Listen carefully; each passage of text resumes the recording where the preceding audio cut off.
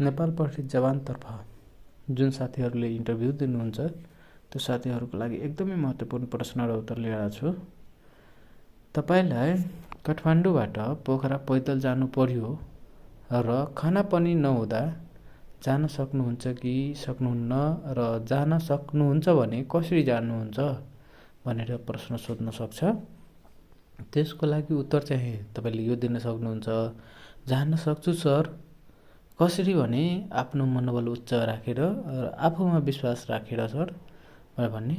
अनि 7औं नम्बर प्रश्न, नेपाल प्रहरीको आदर्श वाक्य मूल मन्त्र के हो भनेर सोध्न सक्छ। सत्य, सेवा, सुरक्षा। नेपाल प्रहरी कर्मचारीको काम, कर्तव्य र अधिकारहरू के हुन्? नेपाल प्रहरीको